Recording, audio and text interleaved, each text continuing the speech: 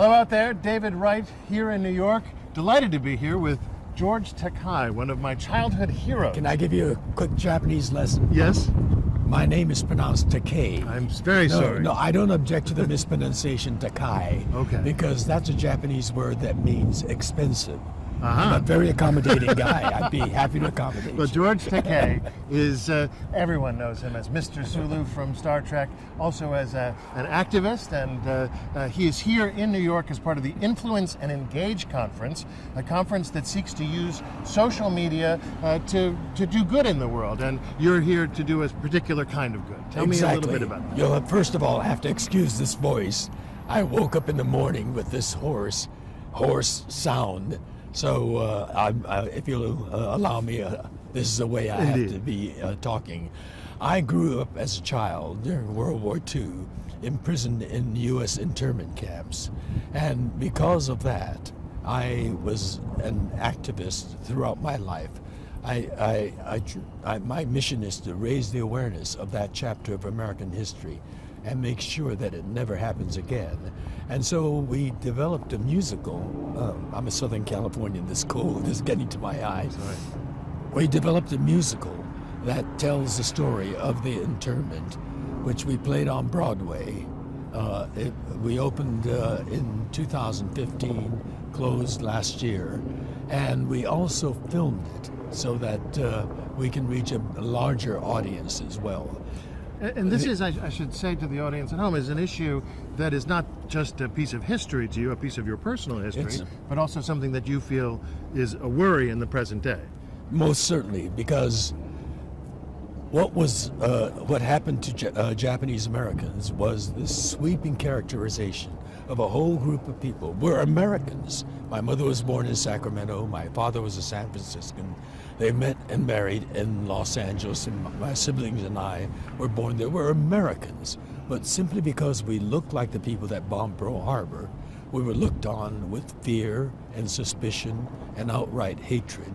And this war hysteria reached all the way to the presidency of the United States. President Franklin D. Roosevelt signed one of the great ones, signed an executive order ordering all of us on the West Coast, 120,000 of us, to be summarily rounded up with no charges, no trial, no due process, and to be imprisoned. And you were 5 years old at the time? I was 5 years old, and the war lasted 4 years. I was 8.5 when we were released. So you grew up in this internment camp? I grew up in the internment camp, in prison, barbed wire fences, sentry towers, machine guns pointed at us. When I made the night runs from our barrack to the latrine, searchlights followed us. It was a prison camp. And we were innocent people who had done nothing wrong. We had nothing to do with Pearl Harbor. And the American ideal of due process. When you're arrested, you're charged. You have the right to challenge those charges in a court of law. And then if you are found guilty of those charges, then you're in prison. In our case, it was just our ancestry, our faces, that got us in prison. And today, and this is very relevant to our times today. Talk to me about because there's the same kind of sweeping characterization of a whole group of people. During the presidential campaign, Donald Trump made the statement, all Muslims should be banned from entry into the United States.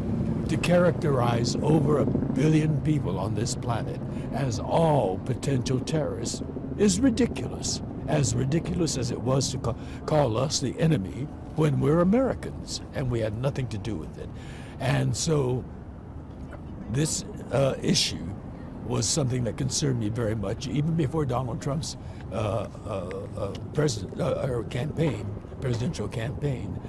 We developed a musical to raise the awareness of this issue, of the characterization of a whole group of people with no due process. And we had a Broadway musical going at that time called Allegiance. We made a film of that to ensure its longevity. And when that statement was made by Donald Trump that all Muslims should be banned from entry into the United States, that sent a chill down my back. You're worried that those people, that Muslims, might be subjected to the same things that Japanese Americans were subjected to back in Absolutely. 1945. And you know, Muslims are many, many different people. There are some people that are fighting that kind of terrorism. There are some people that are fleeing poverty and looking to a new future here in America. And so we want to relate the internment of Japanese Americans to the kind of campaign when Donald Trump talks about a Muslim registry. That's precisely what happened to us. They had a registry on us. They knew where we lived, what we did for a living, how many in the family. And with that, they came down with a curfew where we had to be home by 7 p.m., stay at home until 6 a.m. We were imprisoned at night in our home. And then we discovered that our bank accounts were frozen. Our life savings was no longer accessible to us. And then the soldiers came to take us away. So we're trying to stop this registry that they talk about. And Donald Trump has nominated people to head the various offices in his cabinet with people who are echoing that sort of sound. I mean, to be fair to him, he's not talking about setting up internment camps. No, and they didn't. Thankfully, at the beginning, they didn't talk about that for us. They just got a registry, so we know the pattern, and we want to stop this registry before it becomes fact. We want to make sure that that doesn't happen. So we are now working with CARE 2 to get a petition out. And as a matter of fact, we do have it already out.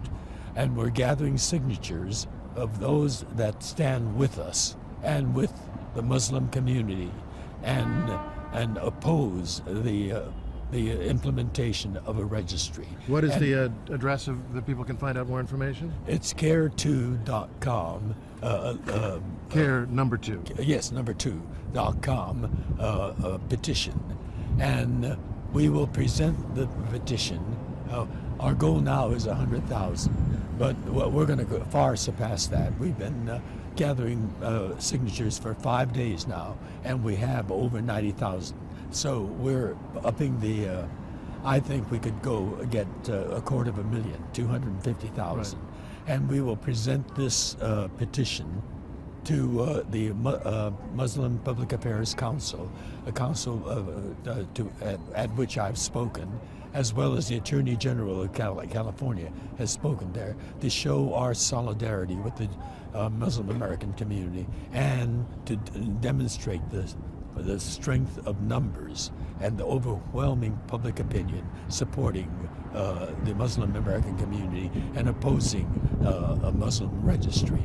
And then we will together present that petition to elected officials to urge them to learn from the lessons of American history. I think one of the things that's intriguing to me about this is a week in which we've seen Meryl Streep famously get up at the Golden Globes and give an impassioned speech from her point of view, criticized from the Trump side. That, as she's overrated. She's overrated, and that I shows think there's a big debate about whether how much we should listen to the political opinions of celebrities. But this isn't just a political opinion you formed casually. This is something you've lived. We experienced it. I mean, I was a child then, but growing up, I grew up with that always on my mind. I had many after-dinner conversations with my father, and he shared with me his pain, his anguish, his sense of degradation, bringing up these children, three of us, behind these barbed wire fences. I know the pain, I know the damage, and President Ronald Reagan recognized it, and he apologized for the internment of Japanese Americans and paid a $20,000 redress to every survivor that was alive at that time, 1988, which totaled $1.2 billion, and that was just in the redress, the apology alone. The cost of the internment itself shot it way over. Did you get a check? I did. How much was it for? $20,000. Interesting. And I donated the whole thing to the Japanese American National Museum, which is where I thought my money belonged, because I was a child and I really didn't experience the pain as my parents' generation did, or my grandparents' generation did. And so that money went to telling that story and to raise the awareness. And again, we hear chilling echoes of that same thing recurring again from Donald Trump's mouth and his surrogates like Carl Higbie. And we are determined not to ever let this happen in America again. We're standing for American values. I want to spare your voice. I also want to end it on a light note. So I'm going to put you on the spot. It feels to me like half of America is thinking that this is one of those Star Trek episodes where the future has changed somehow and we're living in a bizarre universe that's different from the way like things that. are supposed to be. And half of America wishes that we could put the warp drive on whatever setting it should be and travel back in time and where correct no one the has mistake. gone before. Exactly. Well, what Star Trek episode to you speaks to where we are now? It was such a good series in terms of speaking to the cultural moment. Do you think, and it was made in the time when the cultural moment was not unlike ours, at least in the divisions. That's right. Absolutely. We had the civil rights crusade going on. We had the Vietnam War, and we dealt with all those issues of climate change, and I'm feeling that climate change right now. Doesn't feel like global warming, though, does it? I'm thinking quickly, what episode? I'm sorry to put you on the spot that way. But you know, that was 50 years ago that we did that. Wow. We just celebrated the 50th anniversary of Star Trek last year. Wow. So I may have a good memory, but not on the spur of the moment. All right. Like Well, that. Thank you so much for joining us. It's really a pleasure to meet you and to talk with you, and good luck with your endeavor. Well, I wish you live long and prosper. George Takei, ladies and gentlemen, thank you very much for joining us. You can see this on the This Week page and also on Facebook. Thanks very much for joining us. I'm David Wright in New York.